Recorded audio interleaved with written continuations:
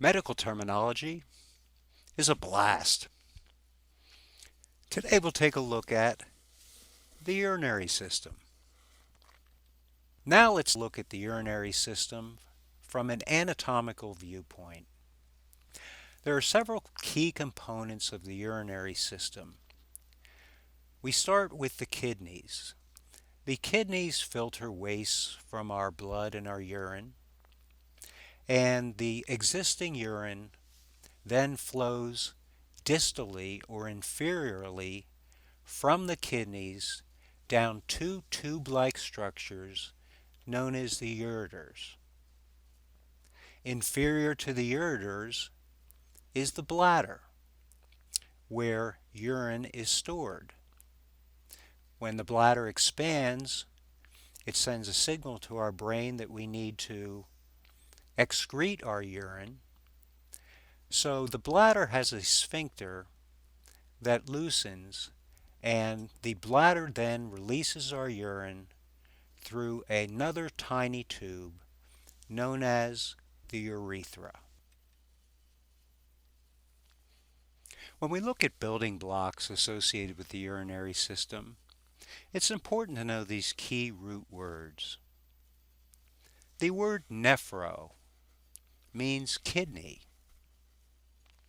The word pyelo pertains to the pelvis of the kidney.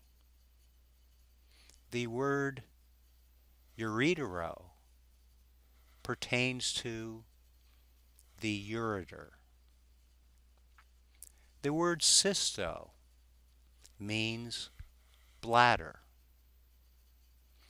The word urethro pertains to the urethra.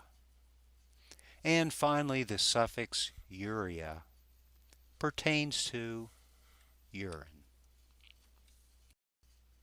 Now it's time to construct some terms using our building blocks. When we use the root word cysto, meaning bladder, and follow it with the suffix scopi, meaning visualization of, our new term is cystoscopy, the visualization of the bladder. Again, cysto, meaning bladder, when combined with the suffix ptosis, which means prolapse or a falling down of, we have a new term, cystostopis, falling of the bladder into the urethra. Again, the word cysto means bladder. Let's combine that with the suffix raja, a flow of blood. Our new term is cystoraja, bleeding from the bladder. Finally, a key root term to the urinary system is nephro, meaning kidney. And we'll combine it with the suffix itis, meaning inflammation of, to form a new key word, nephritis, inflammation of the kidney.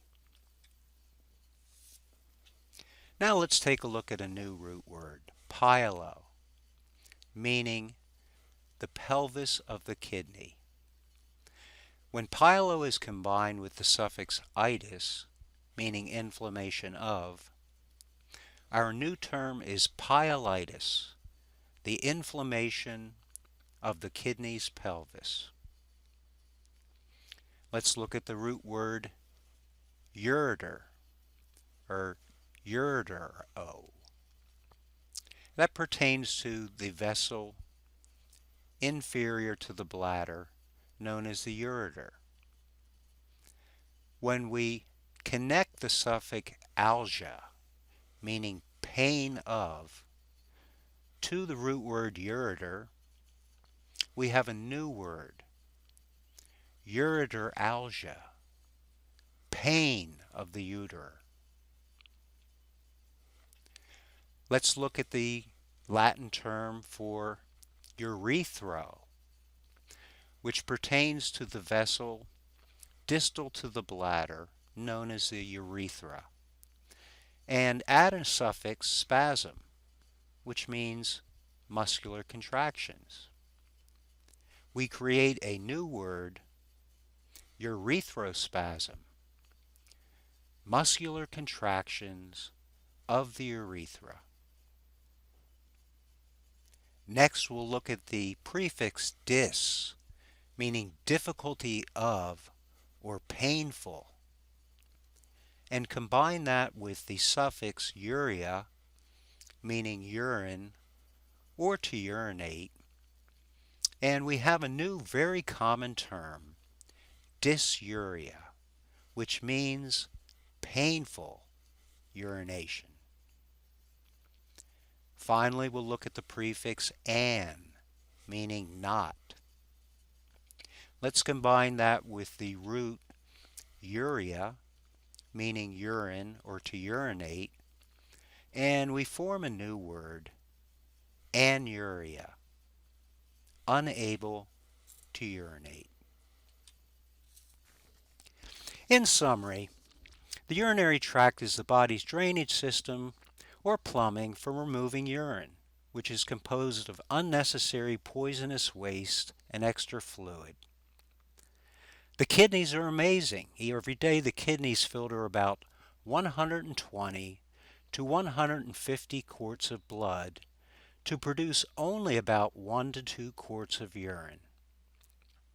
Normal functioning kidneys and a normal functioning urinary tract prevent the buildups of waste and extra fluid in our body.